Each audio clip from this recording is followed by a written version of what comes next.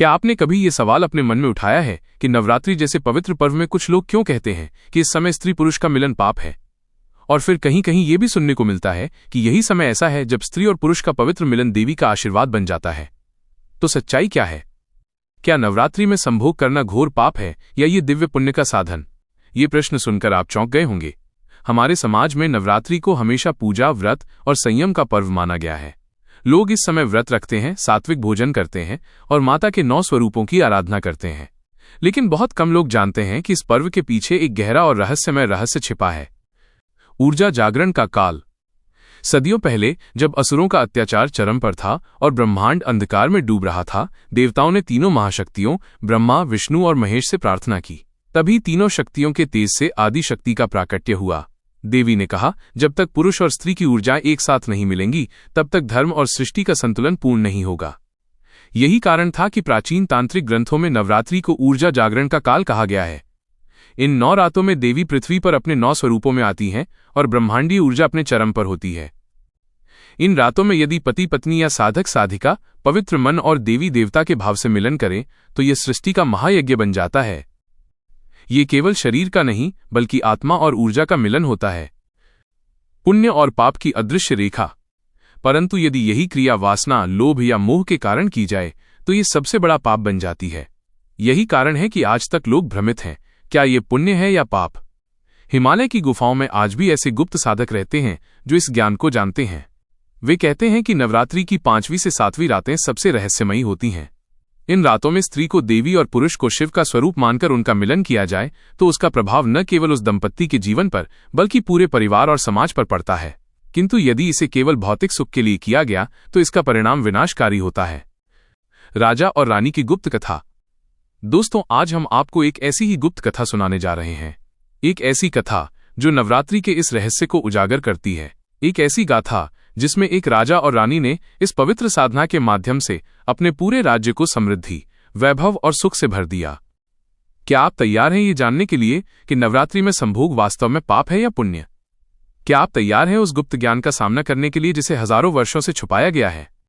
आगे की कहानी आपके विश्वास को झकझोर देगी और आपको ये सोचने पर मजबूर कर देगी कि नवरात्रि केवल व्रत और पूजा का पर्व नहीं बल्कि ये ब्रह्मांड की सृष्टि और शक्ति जागरण का चरम अवसर है। प्राचीन समय की बात है जब पृथ्वी पर अराजकता फैल रही थी। असुरों का अत्याचार चरम पर था। धर्म के मार्ग से भटके हुए लोग अधर्म के पथ पर चलने लगे थे। चारों ओर भय और अंधकार का साम्राज्य था। उस समय देवताओं ने ब्रह्मा, विष्णु और महेश की शरण ली। तीनों महादेवताओं ने मिलकर आदि शक्ति को जगाया। आदि शक्ति, जो संपूर्ण ब्रह्मांड की ऊर्जा का स्रोत है, उन्होंने असुरों के विनाश और धर्म की रक्षा हेतु नवरात्रि के पावन पर्व की स्थापना की। नवरात्रि का अर्थ है 9 रातें, जब शक्ति के 9 रूप पृथ्वी पर अवतरित होकर साधकों को उनकी आंतरिक शक्ति जागृत करने का अवसर देते हैं। परंतु इस ऊर्जा को साधने के लिए केवल उपवास, जप या तप पर्याप्त नहीं था। नवरात्रि के पीछे एक गहरा रहस्य छुपा था। स्त्री और पुरुष की ऊर्जा का मिलन, जो सृष्टि के संतुलन और शक्ति के उत्थान के लिए अनिवार्य था। ये मिलन केवल शारीरिक नहीं बल्कि मानसिक, आध्यात्मिक और ऊर्जात्मक था। सिद्धपुरी का गुप्त ज्ञान। हिमालय की गोद में स्थित एक प्राचीन नगर था सिद्धपुरी। यहाँ एक राजा रहते थे जिनका नाम राजा वीरेंद्र था।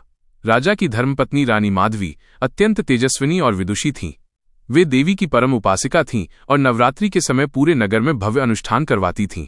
नगर में एक साधक भी रहते थे, ऋषि अग्निवेश।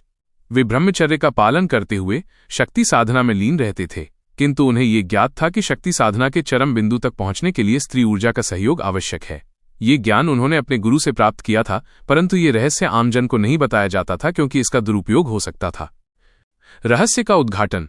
एक वर्ष नवरात्रि से पूर्व रानी माधवी ने ऋषि अग्निवेश से प्रश्न किया, गुरुदेव, हम हर वर्ष माता की पूजा करते हैं, व्रत रखते हैं, परंतु फिर भी हमारे राज्य में पूर्ण समृद्धि क्यों नहीं आती?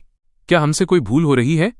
ऋषि अग्निवेश ने गंभीरता से उत्तर दिया, राजमाता, नवरात्रि का वास्तविक रहस्य केवल बाहरी पूजा में नहीं है।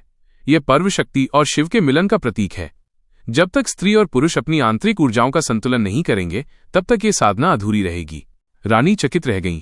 गुरुदेव, कृपया विस्तार से बताइए, ये रहस्य तो मैंने कभी नहीं सुना। ऋषि बोले, सृष्टि की रचना स्त्री और पुरुष की संयुक्त ऊर्जा से हुई है। स्त्री डैश शक्ति डैश है और पुरुष डैश शिव। जब ये दोनों मिलते हैं तभी ब्रह्मांड में सृजन होता है। नवरात्रि के समय देवी ऊर्जा पृथ्वी पर अत्यंत सक्रिय होती है। इस समय यदि पति पत्नी एक दूसरे के प्रति शुद्ध भाव से समर्पित होकर मिलन करें तो वे केवल शारीरिक सुख नहीं बल्कि आध्यात्मिक उत्थान प्राप्त करते हैं। पवित्र अनुष्ठान। ऋषि अग्निवेश ने आगे कहा, परंतु ये मिलन वासना के लिए नहीं होना चाहिए। यह एक पवित्र अनुष्ठान है। नवरात्रि की 5वीं से 7वीं रात के बीच ये क्रिया की जाती है।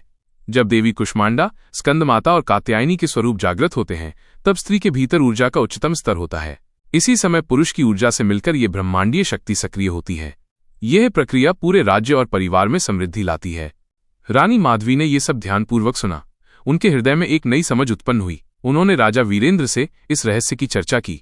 राजा भी देवी के भक्त थे, इसलिए उन्होंने इस दिव्य अनुष्ठान को स्वीकार किया। दिव्य प्रकाश। नवरात्रि का समय आया। पूरे नगर में दीप जलाए गए, मंदिरों में मंत्रोच्चार होने लगे। पहले 4 दिन राजा और रानी ने कठोर व्रत रखा। वे केवल फलाहार करते, मंत्र जपते और माता की आराधना में लीन रहते। 5वें दिन से ऋषि अग्निवेश ने उन्हें एक विशेष साधना दी। उन्होंने कहा, आज से तुम्हें एक दूसरे के प्रति पूर्ण समर्पण का भाव रखना होगा। ये केवल शरीर का नहीं, आत्मा का मिलन है। यदि मन में वासना या अहंकार का अंश भी होगा तो साधना सफल नहीं होगी। राजा और रानी ने उनकी बात मान ली। 7वीं रात कात्यायनी देवी की पूजा के बाद उन्होंने वो पवित्र अनुष्ठान किया। जब दोनों की ऊर्जा एक दूसरे से मिली तो उनके चारों ओर दिव्य प्रकाश फैल गया। ऐसा प्रतीत हुआ मानो स्वयं देवी ने उन्हें आशीर्वाद दिया हो। समृद्धि का संचार। अगली सुबह नगरवासियों ने देखा कि पूरा सिद्धपुरी नगर मानो पुनर्जीवित हो गया है।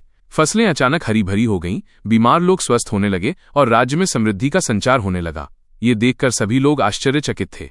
ऋषि अग्निवेश ने नगरवासियों को बताया, ये नवरात्रि का चमत्कार है। जब स्त्री और पुरुष अपनी ऊर्जाओं को एक दूसरे के साथ संतुलित करते हैं तब सृष्टि में सकारात्मक कंपन उत्पन्न होते हैं। यही कारण है कि नवरात्रि के समय पति पत्नी का पवित्र मिलन अत्यंत फलदायी माना गया है। इस कथा का तात्पर्य यह है कि नवरात्रि केवल उपवास और पूजा का पर्व नहीं है। ये स्त्री शक्ति के जागरण और पुरुष ऊर्जा के संतुलन का समय है। जब ये दोनों मिलते हैं तभी जीवन में पूर्णता आती है। संभोग को यहाँ सृष्टि के पवित्र अनुष्ठान के रूप में देखा गया है।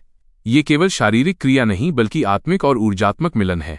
इसलिए नवरात्रि के दौरान महिलाएं अपने पति के साथ इस पवित्र क्रिया को करती हैं ताकि उनके घर, परिवार और समाज में सुख समृद्धि आए। नवरात्रि के अंतिम दिन महानवमी पर राजा और रानी ने भव्य कन्या पूजन किया और पूरे नगर को प्रसाद वितरित किया। उन्होंने ये रहस्य केवल अपने गुरु और कुछ योग्य साधकों तक ही सीमित रखा ताकि इसका दुरुपयोग न हो। वर्षों तक सिद्धपुरी नगर समृद्ध और शांतिपूर्ण रहा। लोग नवरात्रि को केवल बाहरी अनुष्ठान के रूप में नहीं बल्कि आंतरिक ऊर्जा जागरण के पर्व के रूप में मनाने लगे। ऋषि अग्निवेश ने अंत में कहा, जब तक स्त्री और पुरुष एक दूसरे को केवल देह के स्तर पर देखते रहेंगे तब तक उनका मिलन अधूरा रहेगा। जब वे एक दूसरे को देवी और शिव के रूप में देखेंगे तभी सृष्टि का वास्तविक रहस्य प्रकट होगा। यही नवरात्रि का सार है। ये कथा हमें ये सिखाती है कि नवरात्रि में स्त्री और पुरुष का पवित्र मिलन केवल एक शारीरिक क्रिया नहीं बल्कि सृष्टि के संतुलन और ऊर्जा के उत्थान का साधन है। जब ये क्रिया सही भावना और नियमों के साथ की जाती है तो परिवार, समाज और पूरे ब्रह्मांड में सकारात्मक परिवर्तन लाती है।